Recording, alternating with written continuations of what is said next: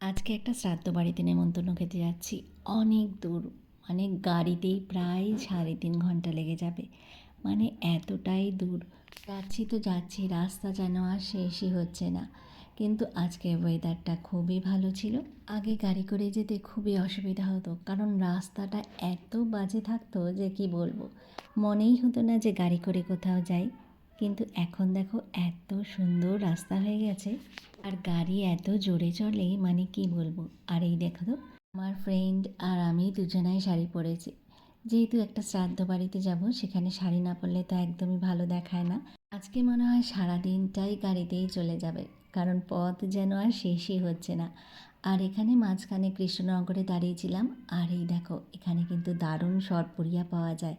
আর এখানকার মিষ্টিটা কিন্তু খুবই বিখ্যাত। যারাই গাড়ি করে আসে তারাই এখানে একটু হল্ট করে, আর এখান থেকে একটুখানি সময় রেস্ট নিয়ে কিছু খাবার দাবারও খায়। আর সুন্দর সুন্দর মিষ্টি তো পাওয়াই যায়। আমরা যতবার ইস্কনে গেছিলাম ততবার এখানেই দাঁড়িয়েছিলাম। আর এখানে কিন্তু বেশ ভালো ব্যবস্থাই রয়েছে। আর রেঞ্জটাও অনেক কম, মানে অনেক কম দামে খাবারের ব্যবস্থা রয়েছে।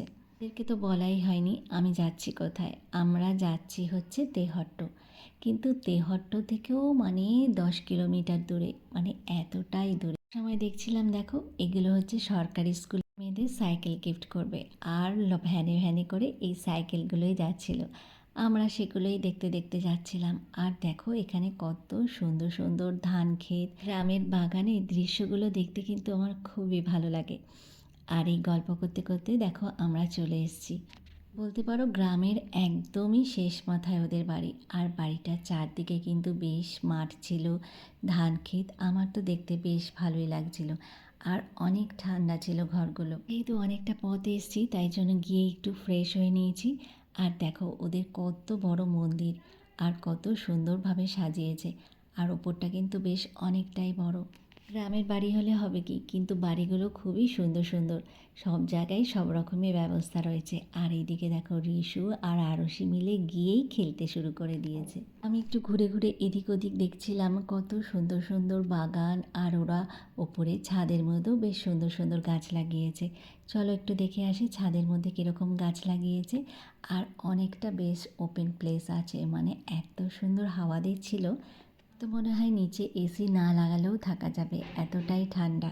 আর দেখো ছাদের মধ্যে কি সুন্দর পদ্ম ফুলের গাছ লাগিয়েছে। তো নেমন্তন্ন বাড়িতে এসেছি, কিন্তু আমি শ্রাদ্ধ বাড়িতে খাই না। জন্য যারা বৈষ্ণব তাদেরকে আলাদা ব্যবস্থা করেছে অন্য একটা বাড়িতে। তো আমি সেখানেই গেছিলাম খেতে। আর কি বলবো তোমাদের, এত অপূর্ব হয়েছে, মনে হচ্ছিল অমৃত। এর প্রসাদ বলে কথা, এই জন্য প্রত্যেকটা রান্না খুবই ভালো হয়েছে। আমার তো এখনও মুখে লেগে রয়েছে। লাবড়াটা যা ভালো হয়েছিল না, মানে ওরকম লাবড়া সত্যি বলতে আমি কখনো খাইনি। আর এখানে যারা খাবে শ্রাদ্ধ বাড়িতে তাদের জন্য রান্না হচ্ছিল। হোক, আমাদেরকে তো বাড়িতে ফিরতে হবে, তাই জন্য আর বেশি দেরি করলাম না। আবারও রওনা দিয়ে দিচ্ছি, কারণ অনেকটা পথ যেতে হবে।